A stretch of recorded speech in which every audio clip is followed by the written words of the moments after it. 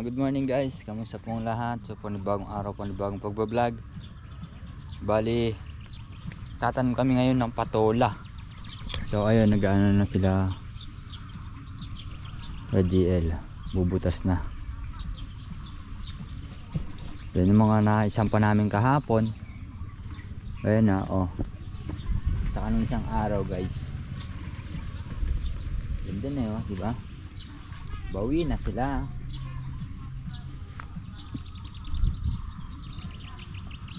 So ngayon tatanong kami patola naman guys, dahil mahaba na yung tubo, nakakaligtaan.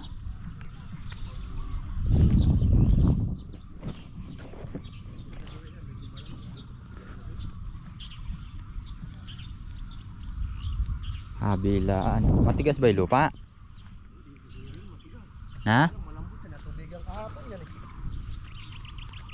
Sa kabila. Tubigan nga kahapon to hanggang dito. Ay sa gawin doon matigas na.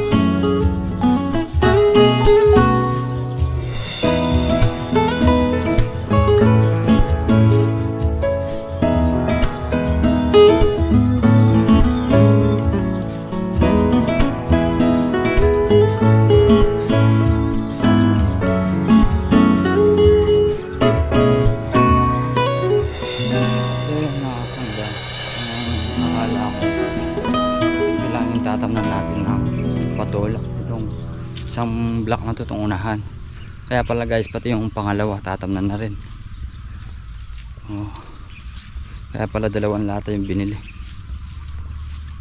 Ayan, bali nakaka isang tudling na si tatay sa kabila. Tayo dito pa, saan ba yun natin? Ayan si GDL tsaka si Tito Vic, nagaan sila. Si Kuya Didili ay nagbubutas. Tayo naman dito na tayo.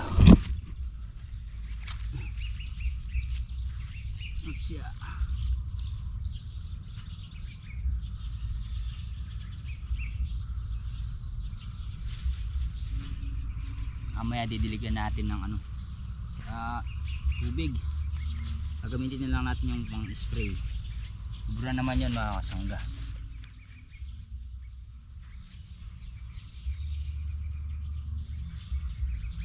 Hahaba na guys, oh. Tugi na.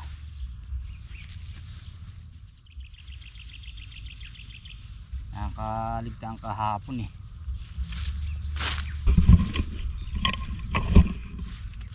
pa man. Okay lang din yan.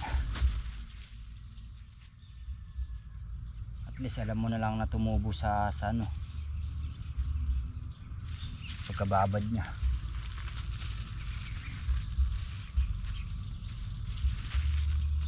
Diba guys?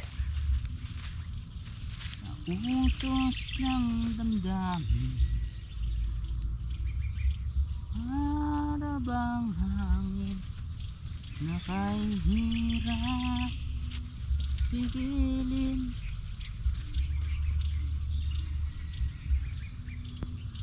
Iibig kita.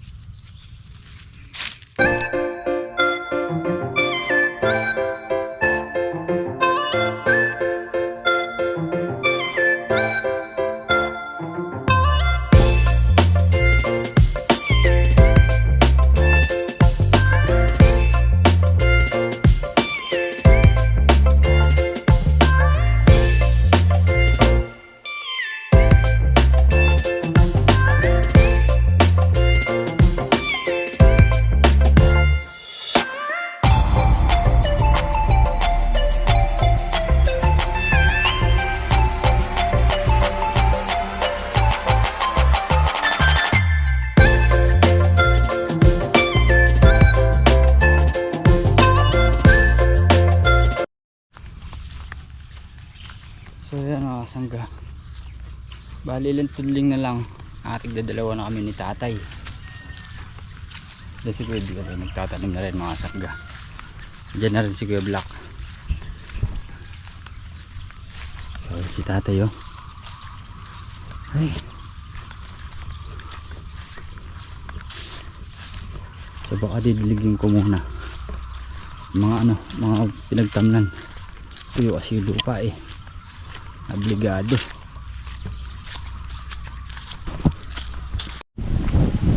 So ayan mga kasangga, bali nayari na natin itanim yung mga patola. And then si Kuya DL pinatutubigan niya, gawa ng ano nga mga kasangga, diba? Dry na dry yung lupa kanina. So tayo papatuloy natin yung pagdalagay ng patindig sa ano, palaya. Ang palaya guys, nasasaktan na naman sa hangin. Yan, si Tito Vic nagsisiga na siya para sa mailigpit na yung mga naging kalat sa ano, sa balag, yung like pinagputulan ng baging. Nagsusunog siya, naanuhan yung mga ampalaya dito, nausukan.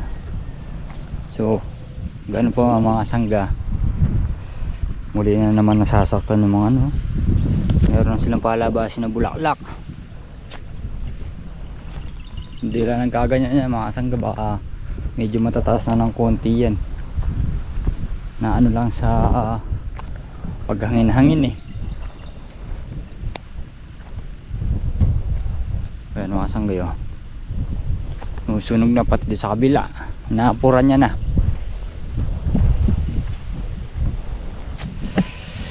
Na ano saan eh, tatanggal sa pagka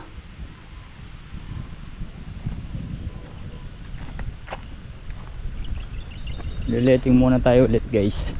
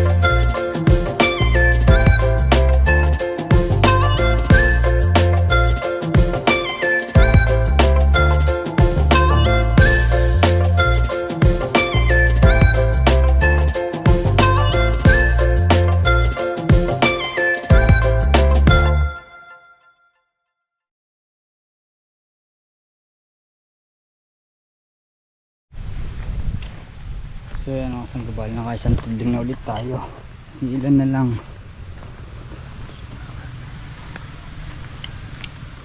Lima.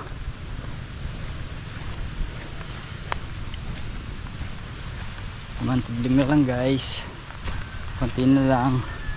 Siguro bukas di muna tayo makakalusong gawa ng sa palay naman tayo magpapatubig bukas. So yun mga kayang tubig. So yan mga sangga, pinapagpag ng hangin talaga yun. Malalakas yung dating ng hangin. Hirap yung mga hampala eh.